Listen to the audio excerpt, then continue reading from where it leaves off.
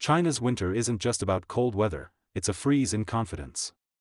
Home prices in 100 cities have fallen for 42 straight months, 7 hospitals shut down in a single day, Moutai has dropped below 1,700 yuan, and gold now carries a 6% tax.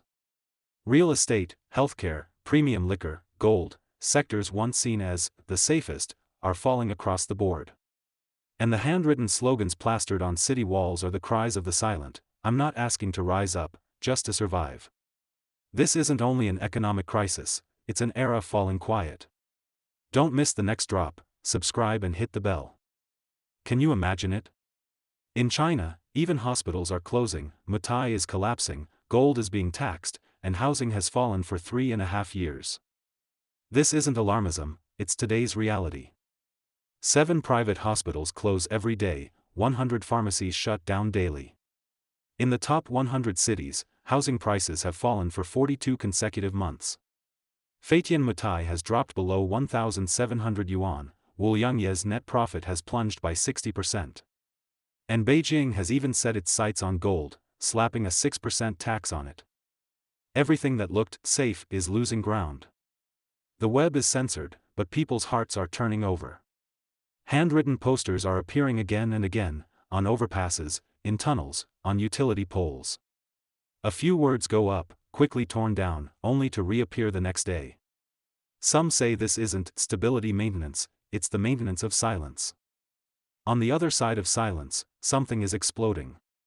In the southern mountains, a midnight clearance leveled forest land. At dawn, thousands of villagers dragged felled trees to a company's gate, overturned cars, shattered glass. The small town felt like an alarm was blaring. Multiple sources say the incident reached the very top, triggering a last-minute rewrite of Xi Jinping's foreign policy speech. Related search terms vanished across the web within hours. Cities are mute, the countryside erupts. This grassroots resonance is exposing exactly what power fears most. Today, starting from that mountain eruption, we look deeper. When street slogans meet valley crowds, what happens next? Housing market collapse, 42 months without spring. China's home prices just won't stop falling. The latest data show that second-hand housing prices in the top 100 cities have dropped for 42 consecutive months, 3.5 years, and the decline is widening. According to a late October report by the China Index Academy, the average price of second-hand homes in October was 13,268 yuan per square meter, down another 0.84% from the previous month. This time, all 100 cities fell, no exceptions. Compared with the same month last year, prices fell nearly 8%, widening the year-over-year decline by another 0.22 percentage points versus September. And new homes? They look slightly steadier. In October, the average price of newly built homes in the top 100 cities was 16,973 yuan per square meter. Prices rose slightly in 33 cities, fell in 60, and were flat in 7. But here's the key: second-hand prices reflect the market more truthfully than new home prices. Why?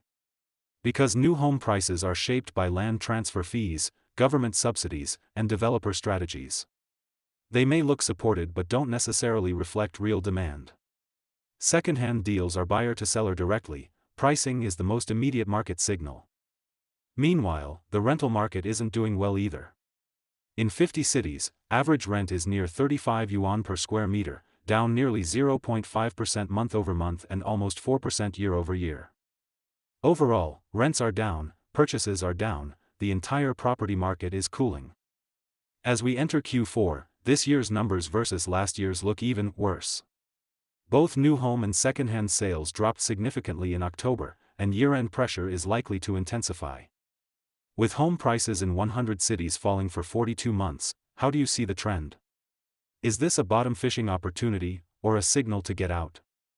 Healthcare collapses, even hospitals can't hold on. When real estate loses its prop and the overall economy sags, it's not just home prices that fall. Next to topple is one of the safest sectors, healthcare. Can you imagine? In China, even hospitals can't stay afloat. Not 1 or 2, but 7 private hospitals closing every single day, and pharmacies are collapsing even faster. This is the very real hospital closure wave of 2025. As the property bubble bursts and the economy slumps, healthcare is not spared. According to Sina Finance, in the first half of this year, nearly 7 private hospitals shut down every day on average.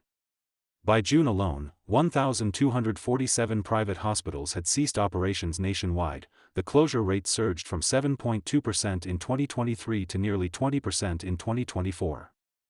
You might ask, that many hospitals? Hospitalizations are actually rising, over 300 million inpatient admissions in 2024, the annual hospitalization rate exceeds 20%, higher than many developed countries. But what's collapsing isn't patient flow, it's the economics. China's court bankruptcy portal shows more than 1,200 hospital-related bankruptcy cases last year. It's not just private hospitals, many Tier 2 public hospitals have headed toward bankruptcy or merger. Some closures aren't small clinics but lavishly funded, key projects.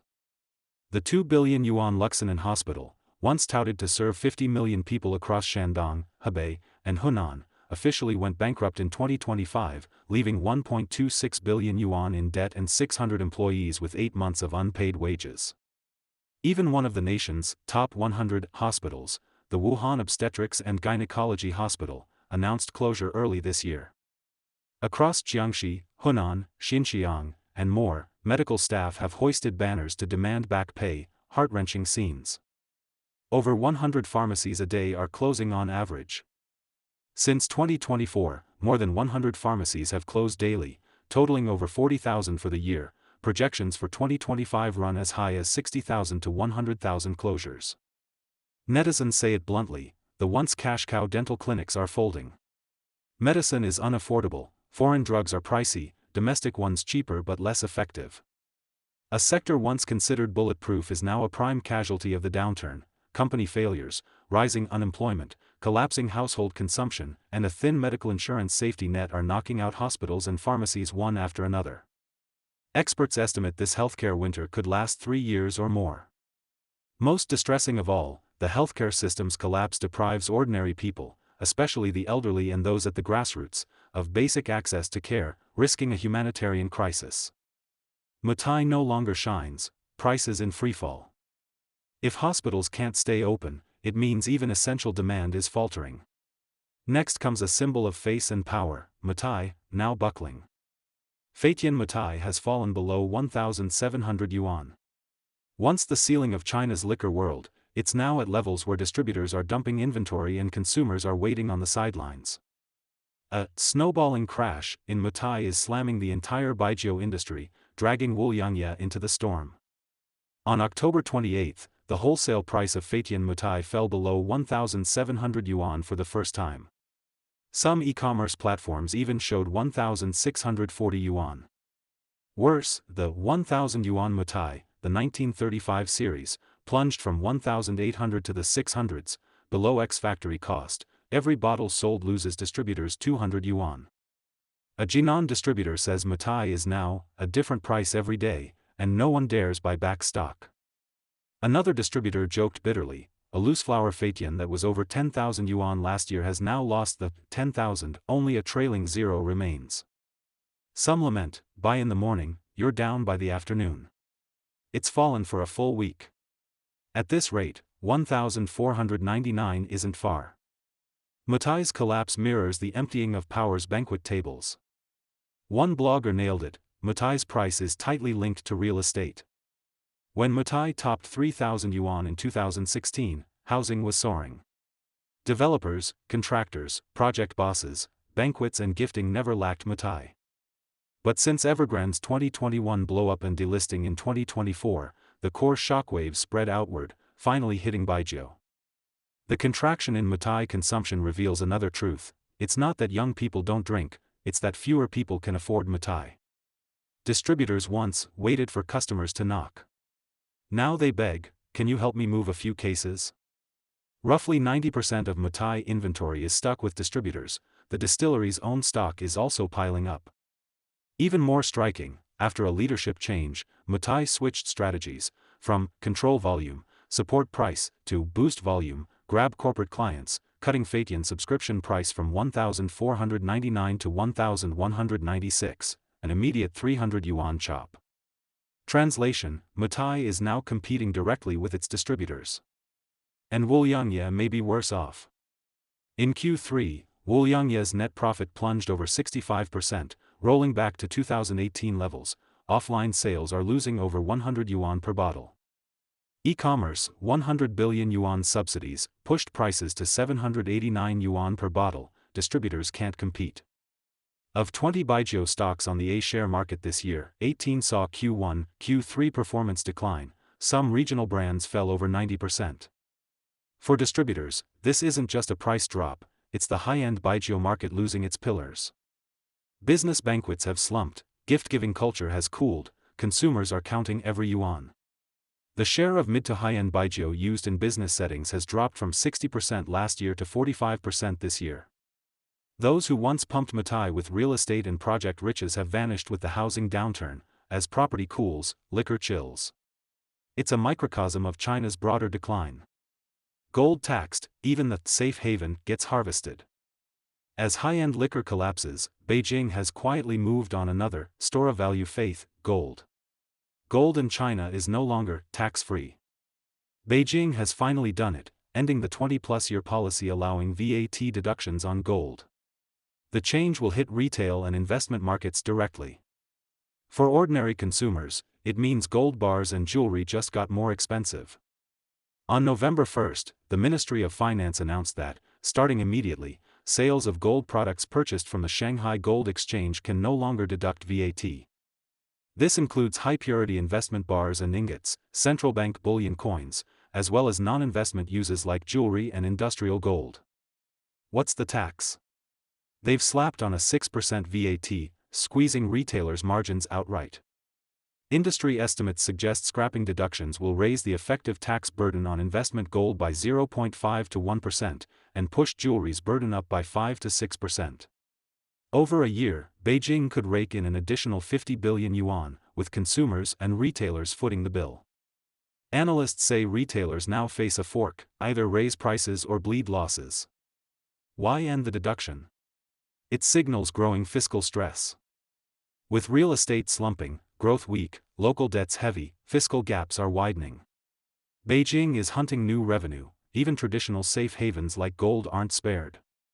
For everyday Chinese, gold is cultural finance and a hedge, dowries, elder savings, safety. The new tax will hit price-sensitive buyers hard, likely cooling demand for jewelry and investment bullion in the short run. Gold did see a pullback in late October. Still, the long-term backdrop is firm. Central banks keep buying, U.S. rate cuts are expected, global uncertainty persists. Gold per ounce still hovers near $4,000, and some forecast it could top $5,000 next year. What do you make of Beijing ending the gold VAT deduction? Will it really fix fiscal pressures at the root? Slogans on the streets, the silent start to speak. According to Freedom House-affiliated China Dissent Monitor, China saw 1,392 protests in Q3 2025, up 45% year-over-year and the sixth straight quarterly increase. A high share were individualized political expression, including posters, graffiti, and banners. By group, workers made up 38%, homeowners 29%, villagers 15%, with parents, students, investors, and religious groups also represented. By region, Guangdong led with 16%, followed by Hunan, Hebei, and Shandong. A Beijing scholar surnamed Liu argues that the street poster wave and high-pressure stability maintenance mirror each other. The tighter the control, the more the resistance. Professor Cheng Chang says, these street slogans mark the collapse of political language. Unable to speak online, people resort to the most primitive expression, posters and graffiti. Why risk posting slogans? Cheng cites three reasons: persistently high youth unemployment, falling home prices and crushing mortgages, and declining household income making life untenable. These combine into a loss of confidence in the future, and a choice to confront power and voice despair on the wall. Insiders say the public security system recently held multiple opinion stabilization meetings. Whereas before the focus was online speech, now the priority is street slogans. Higher-ups have flagged such posters as indicators of offline political risk that could spark imitation and chain reactions. Local police and neighborhood committees are ordered to report any abnormalities immediately. Though authorities publicly insist overall social stability, the posters tell another story. Pressure is spreading at the street corner, and public anger is moving from keyboards to cement walls. Each poster is a true register of public sentiment. From a property bust and healthcare breakdown to a liquor retreat and attacks on gold, and finally to slogans on the wall, the signal is clear: Chinese society is reaching the boiling point of a pressure cooker.